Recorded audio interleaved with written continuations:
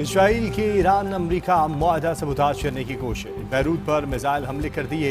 Israeli missile हमलों में 2 अफराद शहीद, 4 जख्मी हो गए। ईरानी पार्लियामेंट के स्पीकर बाकर कालिबाफ ने बैरूत पर इसराइली हमले पर रद्द-ए-अमल में कहा कि जाहिर होता है अमरीका या तो अपनी जिम्मेदारियों को पूरा करने का अज़्म नहीं रखता या फिर इसकी सलाहियत नहीं रखता। ईरानी पासदार इनकलाब का कहना है कि बैरूत पर इसराइली फौज के हमले का जवाब जरूर दिया जाएगा।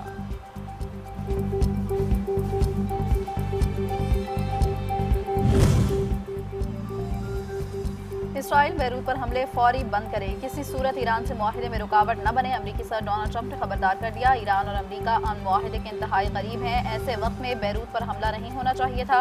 ऐसी कार्रवाइयाँ अहम मामलात को खराब कर सकती हैं। तमाम फरीकैन को तहम्मुल का मुजाहिरा करना चाहिए।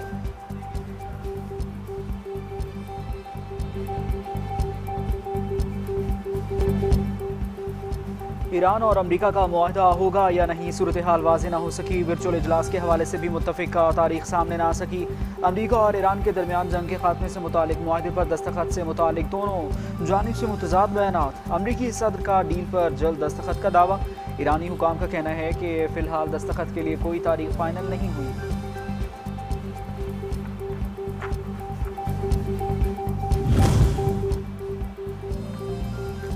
अमरीका और ईरान मुफाहमती याददाश्त पर जल्द दस्तखत करेंगे। अल अरबिया न्यूज़ का दावा।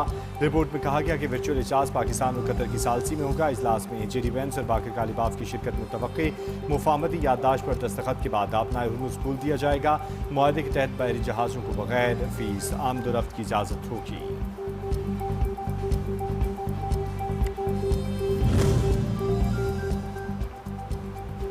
ईरान ने अमरीकी मुफाहमती याददाश्त के तहत यूरेनियम अफसूदगी कम करने पर आमादगी जाहिर कर दी है। अफसूदा यूरेनियम के तरीक़ाकार अमली नफाज पर 60 दिन में बातचीत होगी। ईरान के सीनियर अहदेदार की न्यूज़ एजेंसी रॉयटर्स से गुफ्तगू। कहा, ईरान डील के तहत जौहरी हथियार तैयार करेगा न हासिल करेगा। रकम की बराह रास्त मुंतकिली इलाकाई ममालिक के ताउन मालियाती क्रेडिट लाइन से मुतवक्के है। मुआहदे के तहत ईरान फौरी अपना हुर्मुज़ दोबारा खोल देगा।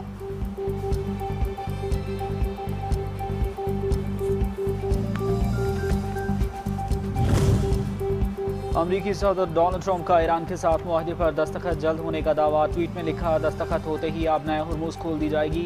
माजी की अमरीकी हुकूमतों के मुकाबले में ईरान के साथ हमारे ताल्लुकात ज़्यादा बेहतर हैं। मुआहदे के तहत ईरान को किसी किस्म की माली अदायगी नहीं की जाएगी। ईरान अब जौहरी हथियार हासिल करने का ख्वाहिशमंद नहीं है। ईरान के साथ हमारा मुआहदा ओबामा मुआहदे से यकसर मुख्तलिफ होगा।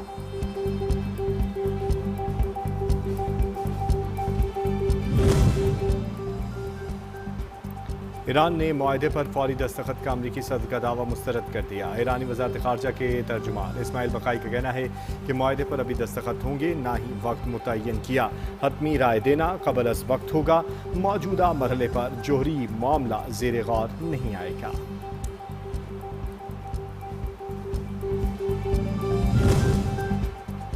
नए सिक्योरिटी ढांचों के लिए तमाम इलाकाई ममालिक की शिरकत और ताउन नागुज़ीर है। अवामी एकजहती दिफाई सलाहियतों की बदौलत ईरान पहले से ज़्यादा मजबूत होकर उभरा है।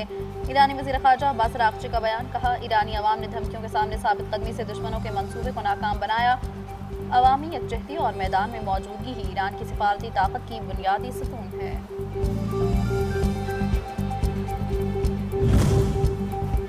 ईरान के साथ मुआहिदा पायदार, देरपा अमन यकीनी बनाने वाला होना चाहिए। बरतानवी वज़ीर आज़म का ट्रंप को फ़ोन। के स्टारमा कहते हैं, बरतानिया किसी भी अमन मुआहदे के निफाज में ताउन के लिए तैयार। जहाज़ जाने की आज़ादी को बहाल किया जाना चाहिए ताकि आलमी सतह पर मुआशी असरात को कम किया जा सके।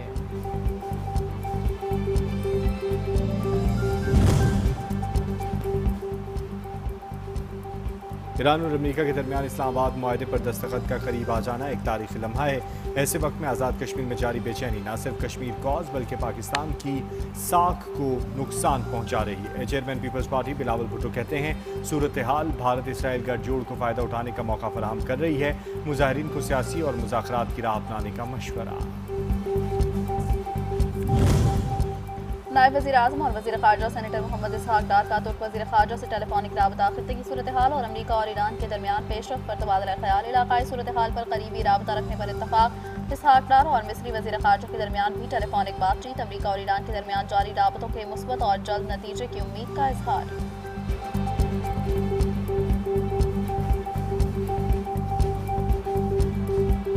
हम हम उस साइड पर थे तब भी हमने मिसाक मईशत की, मिसाक जमहूरियत की बात की।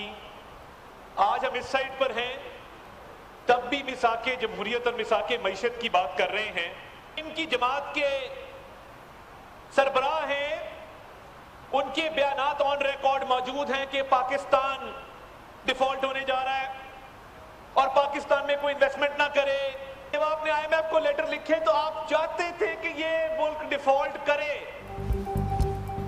हुकूमत का एक बार फिर अपोजिशन को मिल बैठने और बातचीत की दावत। वज़ीर इत्तलात अताउल्लाह तारड़ ने कौमी असम्बली के फ्लोर पर अपोजिशन को बातचीत की पेशकश करते हुए कहा, एहतजाज अपोजिशन का हक है, बानी पीटीआई के बयानात ऑन रिकॉर्ड हैं। ये लोग पाकिस्तान को डिफॉल्ट कराना चाहते थे। इन्होंने IMF को कर्ज से मना करने के लिए खत लिखे। काश उस वक्त आपने शहबाज शरीफ की मिसाक जमहूरियत की बात मानी होती।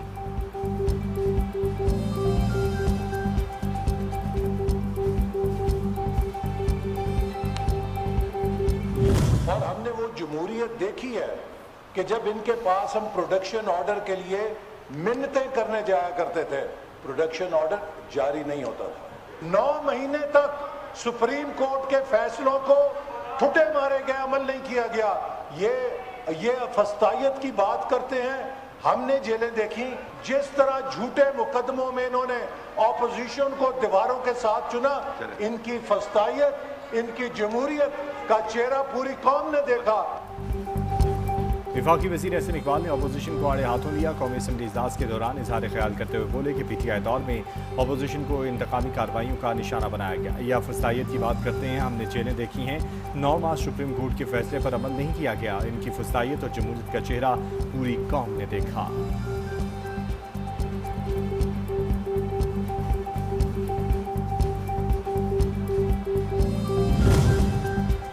कौमी असम्बली में वफाकी बजट पर गर्मा गर्म बहस। हुकूमती इत्तेहाद पीपल्स पार्टी भी अपोजिशन की हमजबान, बजट को अवाम दुश्मन करार दे दिया। पीपल्स पार्टी रहनुमा शर्मीला फारूकी ने कहा, हुकूमत ने बजट में नौजवानों की कीमत समोसे से भी सस्ती लगा दी है।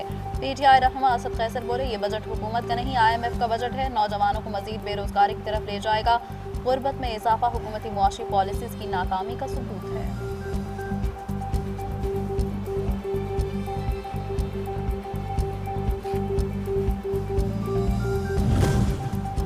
पहले हमारा कर्ज 85,000 अरब था, इस साल भी कर्ज 7,200 अरब रुपए बढ़ जाएगा। हुकूमती बजट बेमानी है। सीनियर सियासतदान शाहिद खकान अब्बासी की न्यूज़ कॉन्फ्रेंस। कहा, हुकूमत इजाफी कर्ज और टैक्स बढ़ाकर अखराजात पूरे करती है। सबसे पहले कानून की हुक्मरानी ज़रूरी है। 3,000 अरब दिफा, 8,000 अरब सूद पर खर्च कर रहे हैं।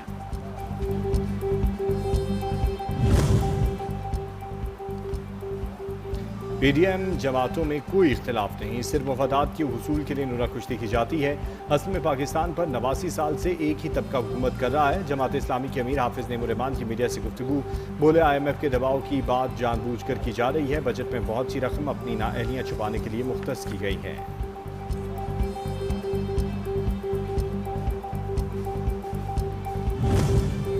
कौम खाई में गिर रही है, आप खामोश हैं, ये नहीं चलेगा। MQM रहनुमा मुस्तफ़ा कमाल की न्यूज़ कॉन्फ्रेंस। कहा, ये रवैया अब रुक जाना चाहिए। जिसके पास किरदार नहीं वो कौम का मुकदमा क्या लड़ेगा। मुझे गलत साबित करो, पैर पकड़कर माफ़ी मांगूंगा। बानी MQM का दौर होता है तो कई बेगुनाह सानेहा बल्दिया फैक्ट्री केस में फांसी चढ़ चुके होते।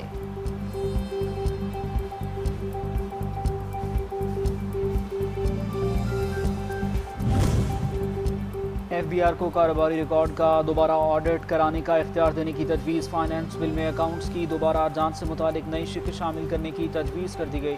नई शिक के मुताबिक कमिश्नर को मखसूस हालात में री ऑडिट का हुक्म देने का इख्तियार मिल जाएगा। हिसाबात में बेज़ाब्ती के शुबे पर दोबारा ऑडिट कराया जा सकेगा। इससे पेचीदा और बड़े मालियाती रिकॉर्ड की दोबारा जाँच मुमकिन हो सकेगी।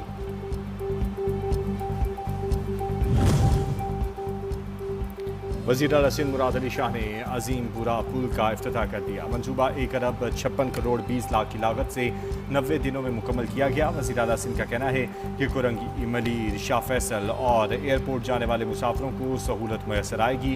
कराची पाकिस्तान की मईशत का मरकज़ है, ट्रांसपोर्ट निज़ाम की बेहतरीन नागुसीत है।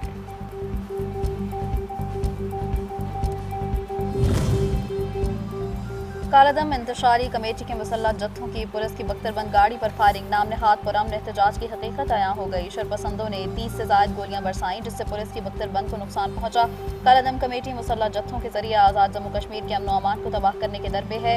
कुछ मुसल्लह जत्थे दिहाड़ी पर लाए गए। इंतशारी कमेटी के सरगना की ऑडियो लीक भी सामने आई थी, जिसमें मुसल्लह जत्थों के जरिए शरपसंदी फैलाने की धमकी दी गई थी।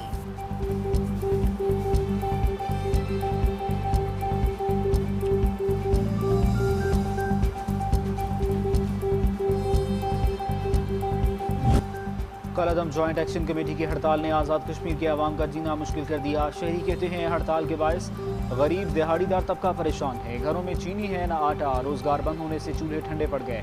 आज़ाद कश्मीर के गरीब अवाम अब मज़ीद किसी हड़ताल और बहरान के मुतहम्मिल नहीं हो सकते।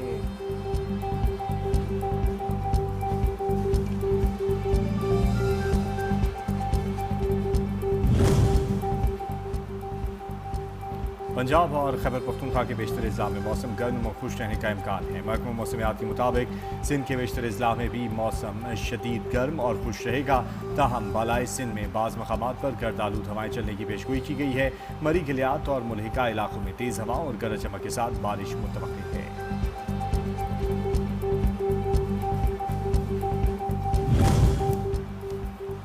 फीफा वर्ल्ड कप के दिलचस्प मुकाबले जारी। ऑस्ट्रेलिया ने तुर्की को 2-0 से शिकस्त दे दी। स्कॉटलैंड ने हेटी को 1-0 से हराया। स्विट्जरलैंड और कतर के दरमियान मैच 1-1 गोल से बराबर। कतर की टीम पहली बार मेगा इवेंट में पॉइंट हासिल करने में कामयाब हुई।